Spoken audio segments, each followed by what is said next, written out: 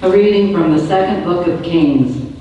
Naaman, the army commander of the king of Aram, was highly esteemed and respected by his master, for through him the Lord had brought victory to Aram. But valiant as he was, the man was a leper. Now the Arameans had captured in a raid on the land of Israel a little girl who became the servant of Naaman's wife.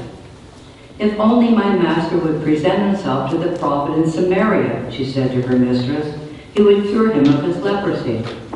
Naaman went and told the Lord, just what the slave girl from the land of Israel had said.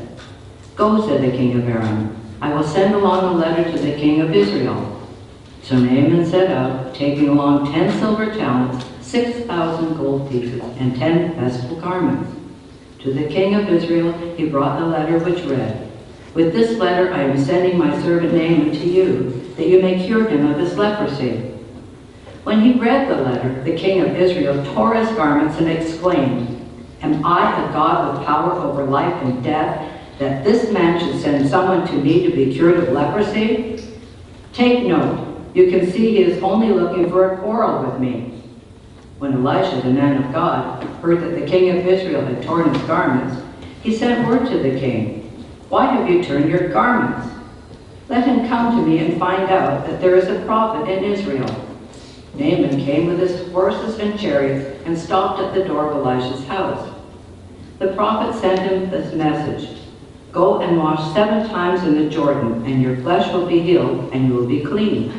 But Naaman went away angry, saying, "I thought that he would surely come out and stand there to invoke the Lord his God, and would move his hand over the spot and thus cure the leprosy. Are not the rivers of Damascus, the Abana, and the Pharpar better than all the waters of Israel? Could I not wash in them and be cleansed?" With this, he turned about in anger and left. But his servants came up and reasoned with him. "My father," they said, "if the prophet had told you to do something extraordinary, would you not have done it?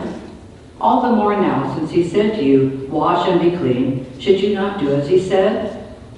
So Naaman went down and plunged into the Jordan 7 times at the word of the man of God. His flesh became again like the flesh of a little child, and he was clean. He returned with his whole retinue to the man of God. On his arrival he stood before him and said, "Now I know that there is no God in all the earth except in Israel." The word of the Lord. Praise God. Athirst is my soul for the living God. When shall I go and behold the face of God?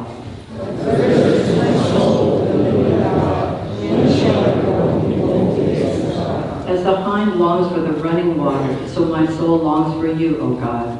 Athirst is my soul for the living God. When shall I go and behold the face of God? Athirst is my soul for God, the living God. When shall I go and behold the face of God? Athirst is my soul for the living God. When shall I go and behold the face of God? Send forth your light and your fidelity. They shall lead me on and bring me to your holy mountain, to your dwelling place. Athirst is my soul for the living God. When shall I go and behold the face of God? Then will I go into the altar of God, the altar, the God of my gladness and joy. Then will I give you thanks upon the harp, O God, my God. Athirst is my soul for the living God. When shall I go and behold the face of God?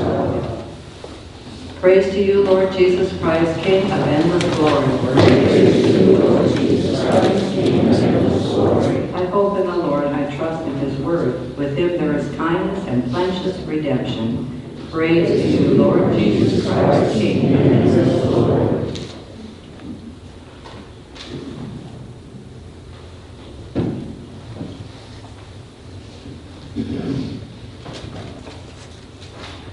The Lord be with you.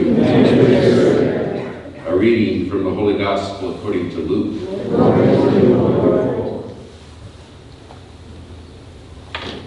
Jesus said to the people in the synagogue at Nazareth, Amen, I say to you, no prophet is accepted in his own native place. Indeed, I tell you, there were many widows in Israel in the days of Elijah, when the sky was closed for 3.5 years, and a severe famine spread over the entire land. It was to none of these that Elijah was sent, but only to a widow in Zarephath, in the land of Sidon. Again, there were many lepers in Israel during the time of Elisha the prophet, yet not one of them was cleansed, but only Naaman the Syrian. When the people in the synagogue heard this, they were all filled with fury. They rose up, drove him out of the town, and led him to the brow of the hill on which their town had been built, to hurl him down headlong. But he passed through the midst of them and went away. The Gospel of the Lord. Praise to you, Lord Jesus Christ.